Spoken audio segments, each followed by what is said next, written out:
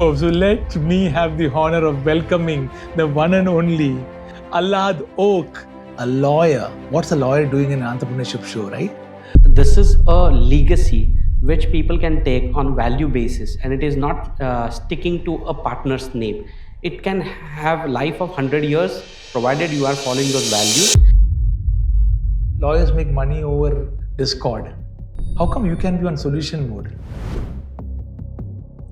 Second guy is who's got a loads of money and said, I trust you, I've got money, I want to put money into this venture, but don't expect me to come and put my hands dirty in. In more ways than one, this contract making process is the launchpad for enterprise to go to the next level. This is the place from where they take off. Naturally, when they do contracts, they are going to execute it and they are going to get revenue out of it. So making them prosperous. Right. When they have balanced contracts, they feel powerful and they are not like somebody who's not victimized. Kind of.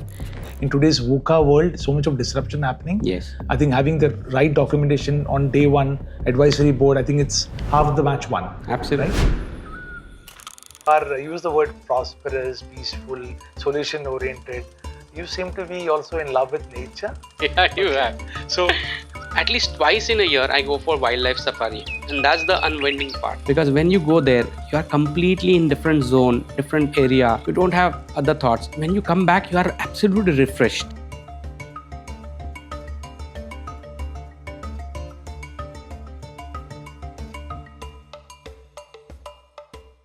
Hi, good morning once again, good afternoon and good evening, wonderful entrepreneurs on yet another youthful and zealous mission to understand about entrepreneurship. In this amazing show of Entrepreneurship Unplugged, every time I get into a conversation with a guest, an expert, a specialist, I realize that I am developing new skin as an entrepreneur. The entrepreneurship that is getting unplugged on this show, in many ways, we all are getting so much more to know about each other. I have one so very unique, hear me out, a lawyer. What's a lawyer doing in an entrepreneurship show, right? And young and zealous, that's what a lawyer's firm would be. Well, let's know more about this. It's an astounding, something which really inspires me to understand why would that happen. And let me ask this gentleman, who I'll introduce later, but I'm going to look at him and welcome my wonderful buddy. I'll give the name later, okay? But why would you call your firm Y&Z, Young and Zealous? Really? Is that the name of a law firm? Absolutely. Okay. Tell me more. So young and zealous is about the how we operate. So young at heart and zealous to do some good thing for clients. So that's the idea. And typically you will see in the legal fraternity, the firms are known by the names of the partners.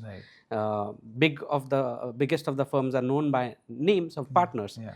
But I want to show that this is a legacy which people can take on value basis, and it is not sticking to a partner's name. It can have life of 100 years provided you are following those values, and that's where young and zealous. It's not attributed to my name. Because you are going to reveal my name later, so I'll not spell that. So that's young and zealous, Y&Z for you. Superb. So let me have the honor of welcoming the one and only Alhad Oak of Y&Z Legal. And that's an amazing attribute. We know each other for a long number of years, Yes. But it's like I have come to know about you now when you said young and zealous. And it so much captures you. You're always youthful, always zealous, always on solution mode. As lawyers, we always feel lawyers make money over Discord. How come you can be on solution mode? Wow. So so there are two types of lawyers, okay? Litigation lawyers and non-litigation lawyers. So what in non-litigation, what we do, we evangelize the things, we think about what is going to happen in future, we talk to people, and that's where we are on the preventive side. So we create things so that things are not getting into the dispute zone, or even if it's going to get into dispute zone, you have certain way out from the documentation. So it's all about creativity, and it's legal part is incidental to it. Wow. So look at this unplugging. A lawyer says he's youthful and zealous. speaks about creativity, the most unlikeliest of conversations are going to happen now. I get a strange feeling, right? Absolutely. So it happened that way because of the persona that you are, or did something happen to you, experience-wise this happened? What we just said, this is me, Yeah. and this is what I'm going to go out and tell the world. Correct. Is that how it started? Correct. So as an individual, I'm creative, and then what I see that plain vanilla documents can be created by anybody. However, you need to bring all those recipes, masalas, and sweeteners and salt, everything together to create a good food. And how that can be created is by understanding the other party. So basically, the client, whoever approaches us, we need to understand their apprehensions, their risks, what are their challenges, what are their risk parameters. And multiple such things can actually give us a bigger picture. What are they aspiring to do in future? So if they are aspiring to do XYZ thing, do they have that kind of facility in the documentation? So those are the creative parts which we can put it in the document and serve them on the platter so that they can use this document for next 3 to 5 years also. In terms of litigation, the idea is that you should be somebody who can fight it out on the basis of given things on the plate. Now here, that is a part of the nature. Now I am not somebody who will go and fight it out. Okay, I will be on the creative side, helping on the documentation part, and that's where the litigation part is not something which I can see myself into that role. Although I'm a lawyer, but people would be surprised that when you see a legal as a fraternity, a lot of people, they are in the non-litigation zone, and that's where we are. And I tend to be a creative so person. that So helps nice. me to be continue to be a creative person. Wonderful. It's so interesting you say that, because a lot of us in the startup space, in the company formation space, look at business contracts as just a compliance, a mandatory thing to do. But Yes. what you are telling me, Alhad, now I'm coming to realize that this is the basis of a relationship, right? Absolutely. The way a document is made, Yeah. whether between shareholders or between the founders or Correct. stakeholders, the agreement, if I can use the word, is the platform for a business relationship to thrive. You said it absolutely right, because it has to be a business relationship which is based on a trust. And you'll appreciate that a lot of times when people come together, they are always in a gung ho mode. They want to do, raring to do things. But however, people don't discuss about the negative things which might happen. And if the negative things are supposed to be spoken about it, only then you can create certain ways out in the documentation. So in terms of founders, since you mentioned founders and shareholders, Right. so a lot of times we see there are three, four types of partners. One is somebody who's left his job and getting into the organization, putting his money, hard-earned money, his That own passion, operational passion, yeah. everything into it. Second guy is who's got a loads of money and said, "Look, I trust you. I've got money. I want to put money into this venture, but don't expect me to come and put my hands dirty into it." Right. Third guy is somebody who says, "I don't want to put money, but I have huge loads of contacts which I can open you, but I want to be part of it." And fourth is somebody who says, "I don't understand strategy and other things, but I can do a lot of running around." These are four different personalities, and these are four people with different apprehensions and risk awareness and risk averse thing also. How do you put it all together? Now, when investor is going to come, the equation is going to change because people get diluted. Right. Are you ready to get dilute to that extent? If additional funds are required, are you ready to put additional funds? If these things are not discussed, this is a perfect recipe for a future dispute. Gotcha. So let's discuss it upfront, right at the initial stage.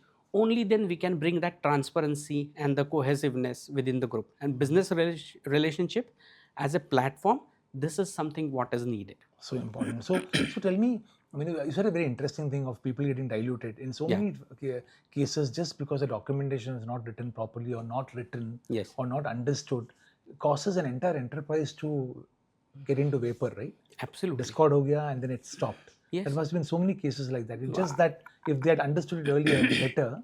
I can share you a case. Now, this is something which entrepreneurs should know about it. Right. A lot of time people, when they talk, they get onboarded some other peer members or team members on the group. They always say that, okay, I will make you a 10% partner. Now, this is a very loose statement. Right. Okay. Right. 10% partner expectation that I'm 10% shareholder. Now when the composition is happening, it's like 90% is held by the founder and 10% is given to him or her. But when investor is going to come and he's going to take 20% shareholding, naturally both are supposed to get diluted to that extent. True. But the person who's got 10% shareholding, he feels that no, I'm supposed to get 10% forever. Yeah. But that's the gap which happens, and that's where the discord might happen. So it has to be a discussion that, look, you and me 90-10 at this juncture, so you get X percentage of shares at this point of time. It will get diluted over a period of time.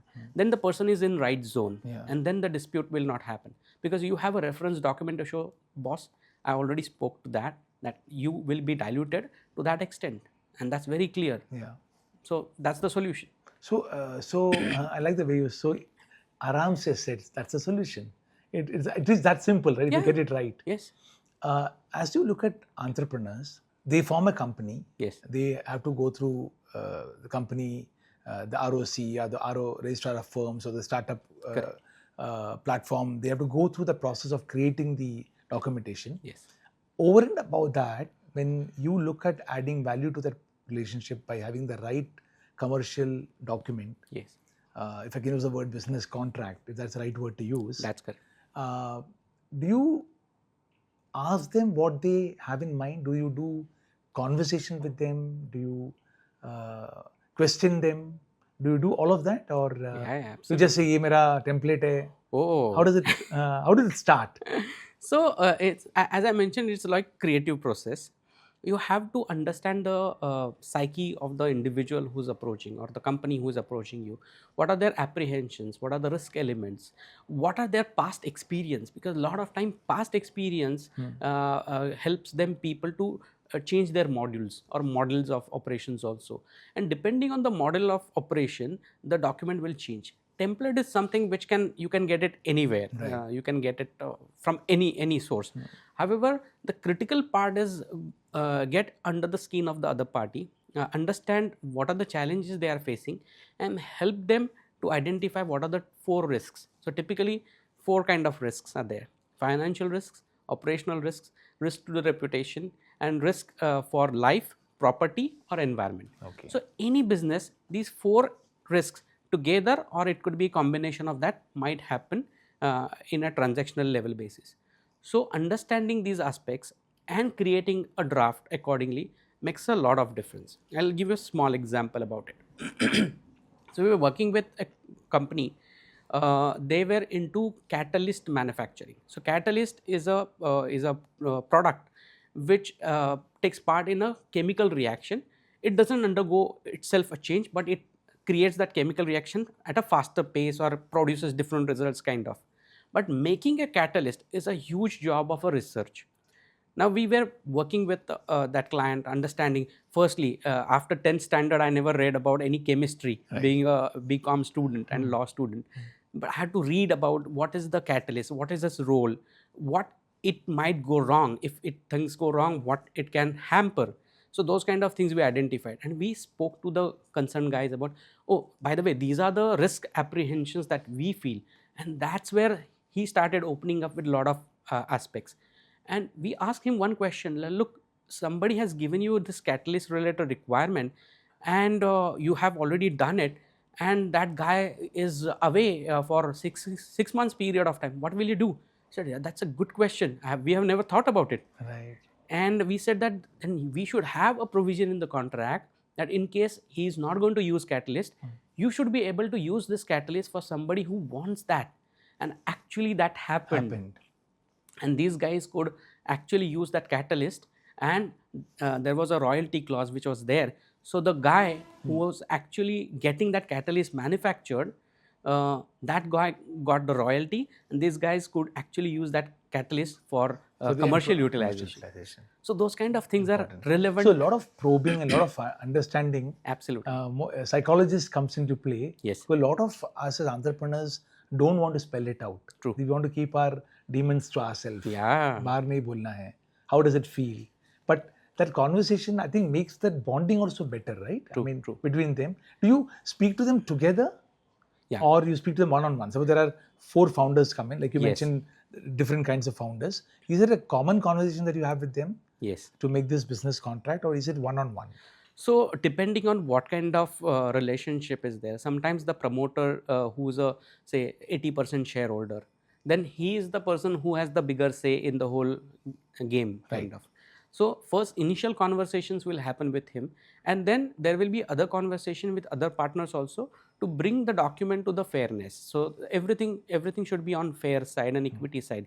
So bring document to the fairness. We have to have conversation with others. So it could be one-to-one One-on-one or conversation together. and together.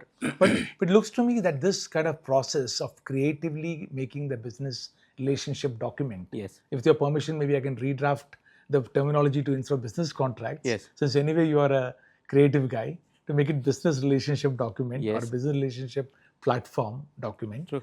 But that really makes the relationship stronger, and they know exactly exit mein kya hoga, and that nervousness is gone. They Correct. can focus on the task at hand, right? Absolutely. So it's made, sealed, put in a cupboard, and then work And on then forgotten. and forgotten. So only when something dispute or something that may arise, you are going to refer to that document. Otherwise, you have deliberated on document, you have brought all the questions to the fore, answered those questions, settled in the draft, and then you are not supposed to open because you are going to work on mutual understanding basis. This, in a way, powers mutual trust, Yes. mutual understanding, Yes. right? Yes. That as human beings, I don't have to make my brain run or mind run havoc because already it is done and captured. Absolutely. Is it reviewed on a year-on-year basis, or is it reviewed at some periodic level, or is it only Ideally, yes, it review needs to is be done? reviewed because things might change. You may have additional employees coming up, investor brings different documentation. So it will undergo review. Depending on some different situations, you need those reviews. That's So ideal. as YNZ Legal, you have a process of making and reviewing, both as part of what you offer. Absolutely. You are entrepreneurial for sure. I mean, only an entrepreneurial mindset can say what you said right now.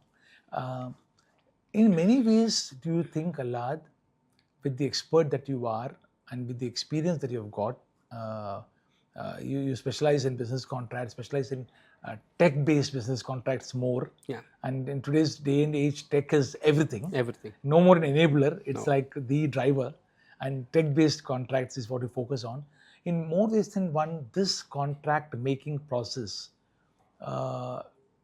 is the launchpad for enterprise to go to the next level, right? Absolutely. I mean, this is the place from where they take off. Yes. If I use that terminology, would I be right? Absolutely right. Because that becomes a basis for any documentation. So if I'm working on client side, naturally that's my revenue generation document. I have to be very precise. How do I get the revenue? So my payment milestones, taxation, on all the important elements like intellectual property rights. Who owns the intellectual property rights? Because ultimately my valuation will depend on my intellectual property right. Have I defined that properly? Have I captured all those elements properly? So these are the foundational documents. So if I'm working with somebody as a consultant or supplier or a service provider, that will define my relationship with that other party. Because when we culminate all these things, that becomes a basis for how others are going to look at me. If I'm going to approach any investors, they are definitely going to do a due diligence on my documentation. If my documentation is disarray, they are not going to invest into me. Right. They might like my product or my service in great ways, but they will not invest me in because my whole documentation is in shambles. Right. So it's a great foundation in terms of gives it the wings for the entrepreneurship to fly to the next level. Yes. These documents, do they also, or these contracts, or these clauses, or these understanding, whatever you want to look at it, also becomes the basis of governance for an organization? Yes. I mean, let me ask you this perspective. A lot of entrepreneurs I meet keep feeling that they will require governance or advisory or board advisory, whichever form you use it. Essentially means having advisors who will guide you whether you're on the right path. You're not wavering from that path. Those advisory should happen only when they reach a certain level, and it should not be at the initial stage. Do you subscribe to that thought process, or you think differently? No. So I'll give you a similar example like a cricket. So even if a small child who goes for a cricket, season ball cricket for the first time, he will be asked to wear the helmet, the elbow guard, shin guard, and all that stuff, and pads, of course, gloves. Why? Because injury should not happen to that small kid. Right. Now, the injury can happen when he's a kid or when he's a grown-up cricketer also. Right. But that becomes part of the process. Right. That becomes part of my culture. And having that support system.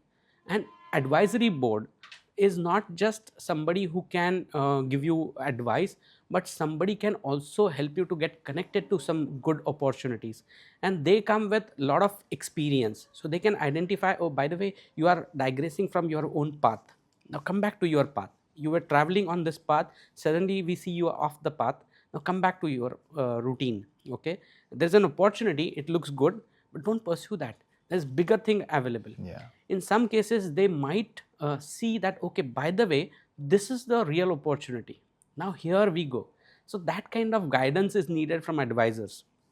Because they have been there, done that. Right. And naturally that experience is immense. You can't value that. It rubs off. So advisory board, in your opinion, in your expert opinion, is a must, right? It has to happen when a startup happens. Absolutely. You work across startups, micro companies, SMEs, in that all the segment, or you work more with only tech startups? Is that?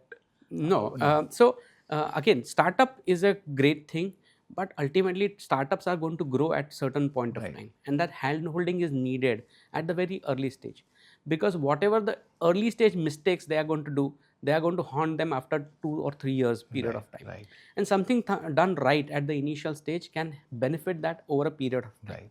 So allow me to give an example. Please. So I worked with an entrepreneur who was industry expert in mutual funds. And then he started his own organization with a lot of XYZ knowledge base brought in. When the first angel investor supposed to come, at that point of time, I told this fellow that, look, you have got immense knowledge. How do you want to capture that? Okay, there is a huge intellectual property right, which is not seen anywhere, but because of your 30 years of experience is going to come here. Why don't you get it monetized? I said, how do we do that? I said, put a royalty clause in that. He said, no, the investor, the angel investor, he will not agree to it and blah, blah, blah. I said, forget about it. Yeah. Let's put that in the agreement, okay? And then let's see what happens. If he says that, okay, this doesn't work, you can say that my lawyer has advised me, okay, then put it on the lawyer. Blame it on the lawyer, kind of. But then he agreed to that. We put that clause in the agreement. And what we did, we identified a royalty payment for him, which the other fellow whose industry experience from finance, he agreed to that. And later on, we said, okay, not just this, every year you accrue this in your balance sheet. As an asset. As an asset. Or rather liability, because that royalty is supposed to be paid to the promoter, which is shown on the balance sheet. Right. And year after year, for 3 years, this liability was shown every year enhancing because the payment was not done to the promoter. Now here it what happens, when the company got acquired, there was a swap of shares. And with the swap of shares, the promoters and angel investors, everybody got the swap shares. Right. So actually they didn't get any money in the hand. Only what they got paid in the hand was the royalty. I see. So these are the initial stuff that can happen, and the promoters can get benefit out of it. It can also be recorded and captured in the balance sheet. In the balance sheet, in the documentation. On the left or the right side for actually measurement can happen. True. I see. Only when it is there in the document, you can substantiate that to be put in the balance sheet. Otherwise, chartered accountants and statutory auditors will say, where is this number coming from? You have a background document for that. And that's the very valid document. Which means in so many cases, so many entrepreneurs would be having their own knowledge, wisdom, IP, royalty-based patent, copyright, whatever you call it, just leaving, they don't give it any value because they feel it is not valued outside. But it's important to capture that. Absolutely. It needs to be captured. So it can be anything. It can be knowledge of a process. Anything. It may not be product per se. It can be anything. Where you have brought something to the organization and you have not valued it. Do that. And then get benefit over a period of time. Very interesting. Are you a natural networker? Oh, wow. No, I was not. But when 2008 I started practice, one of my friend called to me a networking platform, which I didn't know something like that exists. But when I walked into it, I said, "This is nice. This is for good interaction," and a lot of new learnings happen. So initially, if you look at me now, you may not believe, but I'm introvert kind of. So Oh, I wouldn't I talk only to people. know you as youthful and zealous. That's the only definition of Mr. Alhad Oak. Yeah, but when I entered into this platform, uh, I grew immensely in terms of as a person. um, it could be public speaking, it could be leadership, it could be just helping around, Right. bringing ideas to the table. So those are the things that happened to me naturally thereafter, because I got into this networking platform. And then I would say, more than business, more important is that how you develop as a person, as an individual, by taking up different roles. That's very critical, and that's networking taught me a lot. And then helping people, nurturing relationships, that pays you a lot And you're around entrepreneurs. The energy of entrepreneurs is always yes, spiraling around you. around. Ultimately, that's what energies we entrepreneurs rub off on each other. You talk the same language, you Yeah. have similar problems, Yeah. you share experience, and when there are troubles, you stand to next to each other. That's a ecosystem or support system that you develop naturally. Absolutely. So tell me, as YNZ Legal, is it a good question to ask you, do you have a goal, a dream, an ambition, what you want to be next achieving? Is it these questions relevant? Is it something that you think about? Yeah. Like you want to become the firm of India? Yeah. Or in what way do you think when the sun sets and you think about tomorrow, you think of what is it that you want to aspire for? Okay. As YNZ Legal, what would that be? Just to picking your thought process. Okay? Sure. Copyright, I'm trying to take it out without royalty. So what we are here for is making individuals and enterprises prosperous, powerful, and peaceful through solution driven advice. That is what we are here for. Wow. And it's an immense joy to see promoters or our clients, they are transitioning at level 1 and getting into 10x 100x kind of. So that's a great joy to see. In the process we are growing, in the process people consider us as an expert. So what we want as YNZ to be known as trusted counsels. So people, when they want to have a trusted advisory, they should look upon us. They should look upon us as tech experts, experts where people can bring very honest and candid solution based advisory. So that's what we want to. And then of course the legacy, that what I mentioned, it should be beyond the name. Yes. It should be YNZ for a longer period Z of time. anyway is the infinite. Infinite. You can make it come a lot of Z's. Lot of So the trusted counsel that you mentioned about prosperous and peaceful, and that's an amazing way of looking at what you want to bring to the table. It happened in the journey of meeting entrepreneurs. This is how it came. Yes. Policy, it was sure this is what I want to do. When you met more entrepreneurs, did what you did. Yes. Is that how this got shaped up? This so is where you're going. this was a discovery process. So your calling got discovered. Calling got. So what we are doing, so when we sat together as at a group level, at a team level, and we said, what do we do? So we identified what are we doing actually, and then we came up with this statement that okay, we are actually doing this part, because helping them, so making people prosperous. Naturally when they do contracts, they are going to execute it and they are going to get revenue out of it. So making them prosperous, Right. powerful.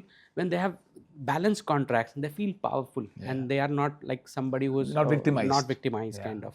And peaceful, because once I have sorted out all my documentation, I'm more peaceful and I'm ready to do business rather than focusing on legal issues. So that's how it is.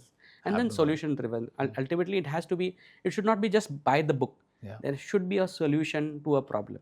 Otherwise it doesn't make sense. So that's So you work with Indian entrepreneurs, working with foreign companies. You work cross boundaries Absolutely. or within India, or is it somebody wants to work within a company from a different shore? Yes. You could do contracts across? Absolutely. Keeping in mind the loss of the land in both places? Yes. Okay. So typically An example of somewhere you cross country, contract you have worked on? Any examples? Yes. Without naming the name of the company. I will not name anyway because of confidentiality aspects. So we work with a lot of such clients who are outside India, and they are venturing any operations into India. Right. So they need knowledge on Indian laws and regulations. They will have a lot of templates which are there in outside India, but they need to do that Indianization of that template, considering the Indian laws and regulations and the typical situations that happen in India. So we help them to do that. Sometimes Indian partners, they are negotiating with partners or shareholders or any clients outside India. We help them to negotiate those contracts. So Nice. it's definitely on both sides. When if we are representing any foreign partner in India, or we are representing Indian partner in foreign territory, we have to do certain study of local regulations. Got you. But if we don't have necessary knowledge, we will always connect to the concerned person outside India, and we'll get that sufficient knowledge from there. Okay. Because I think we're getting into a borderless world as regards entrepreneurship. So much of collaborations happening is the order of the day, right? Everybody's playing their core strength and collaborating. Yeah. So this must be something which really is magic to the ears of entrepreneurs watching this show, of understanding how important the base is all about. You spoke about the creativity part and all of that. So can I safely assume that in this particular scenario, whereas probably AI is disrupting other law firms, in this case, there's a lot of natural intelligence, a lot of creative intelligence at play. So AI need not be something to be worried about, right? In your profession or business line? Yeah, so AI is not to be worried about, but AI to be used as a tool.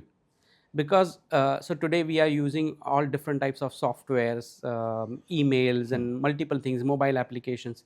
These all applications enhanced our capability, our productivity and the way we operate. So similarly, AI should be used as a part of your usual processes. Right. And you can get a better draft, you can get a better feedback, or you get a second kind of thought process. So it should be used, but using the artificial intelligence with your natural intelligence and instinct, and use it with a pinch of salt, definitely, and then use it part of the process. So nothing to be worried about it, but use it as your enabler or productivity enhancer kind of. Use it to make your natural creative business documentation powerful. Using that as a tool is what you said. Yeah, and where our value addition will come is from experience. Because experience will tell us that, okay, in this situation, okay, this kind of element will be relevant. So for example, if somebody is operating into logistics kind of situation, my experience from working at a premier port in India, Jawaharlal Nehru Port Trust, working with APM terminals will come in fore.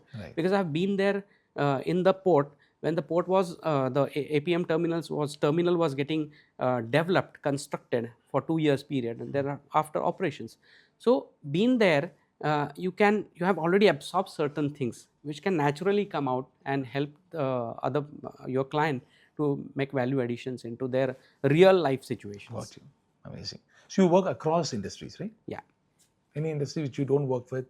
Not like that. Oh, it's not like that. So it encompasses everything. Wherever there is any problem, and we can provide a solution by providing a documentation, reviewing, or advisory. And all of these business contracts are in English?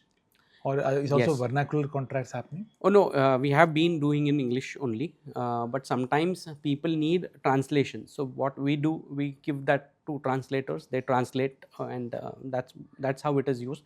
It's a very small percentage. But predominantly English. Predominantly English. Very nice.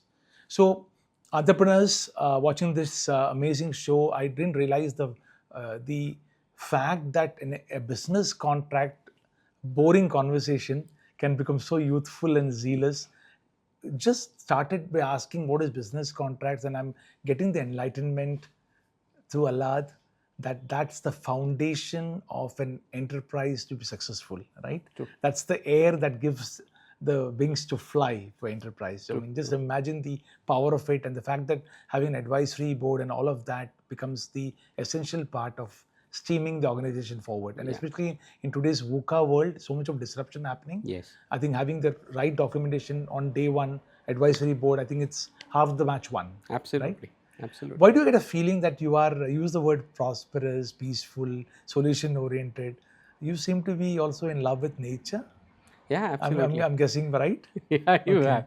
So, so is that a hobby? Is that something which you take up? What do you do to make nature more and more inclusive? Yes. What is it something that you take up as a hobby, or what do you do? Yeah, so I'm a wildlife photographer and I love bird watching I and see. do bird watching, bird photography as well. As in, you travel to look at. I travel to look I at see. these places. Yeah. So Round at the least, corner, the season has got the flamingos in. Have you yes, been there? Or yes. oh, I see. And I had opportunity to take few of my friends for the flamingo ride, Wow. and they were like, "Wow, we have never seen this," and Seen I've seen this multiple times. So I times. was said, "Okay, this I have seen even better than Yeah, this." yeah. That's a joy. Hmm. And when you are in photography, you have to wait for that one particular moment because that bird is sitting just for the second, and then at exactly at that second you should click the shutter, Yeah. and that's a trance zone.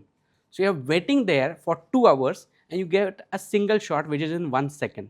So you're waiting for that. It helps you to be patient I see. and you are in your own zone. And while when you are in bird photography, you're not supposed to speak. Yeah. You are supposed to be silent. Silent. So naturally, you are having your own conversations at that point of time and waiting for that right opportunity. Similarly, if you are in jungle safari, Yeah. you have a tiger walking in front of you. Right. Okay, at that point of time, you should not panic. Yeah. You should be able to click, click, click, Yeah. and then wait and just look at the majestic walk Yeah. the tiger can have. Yeah. And it's one of the best feeling in the life at a majestic animal, powerful, walking in your direction and is not bothered about you. Yeah. And then it's letting you to live. Yeah. I think we should learn something Learn from from the them. nature Yeah. and letting others live. Yeah. That's the best part of the life. They're in their own zone. They have their own foresight, vision. Amazing. And so- photography uses that internal upliftment also to respect all around you. True. Has it played a good role in the way you evolved YNZ Legal? Is that Absolutely. played a role? Yeah, because at least twice in a year I go for wildlife safari, and that's the unwinding part. Because when you go there, you are completely in different zone, different area. You don't have other thoughts. When you come back, you are absolutely refreshed. And when you look at the situation, look the situation's completely different angle. Yeah. And so Absolutely. to say, from the camera angle. Absolutely, the trance that you maintain. So here is the hermit, the youthful, zealous lawyer who gets his energy from nature, from the animal kingdom, so to say, from the bird kingdom, so to say, and somebody who is so creatively calm, self-assured. Entrepreneurs, you're in safe hands when you make sure that you're with Alhad, with YNZ Legal, to make sure that you build the platform for sustained growth. And now is the time to build that and grow into infinite opportunities, right? And that's when we have to really thank you, Alhad, for being on this show and giving that perspective, which a lot of us take for granted. But what you did today is to open up the eyes. Otherwise, it would have been just paper, documentation, take a template, take a printout, and make it so very ordinary. Thank you so much for giving that light and shine and making sure that this particular view will make a lot of entrepreneurs want to look at advisory, look at platform of business relationship document, and make sure that their relationship grows better. Absolutely. Thank you for giving that perspective. Thank you for being such a wonderful angel. Thank you very much, my friend Alhad Oak. Thank you, Suresh, for this opportunity. It means a lot to me. And then it's great you have created this platform for entrepreneurs, so they get a lot of guidance from these conversations. Thank you so much. Thank you. I love the last word. Thank you for making me youthful and zealous too. You are always. Thank you. I hope you found this episode insightful and engaging. Leave a like, comment your thoughts, and subscribe to my YouTube channel. Let's keep pushing the boundaries of what's possible in the world of entrepreneurship.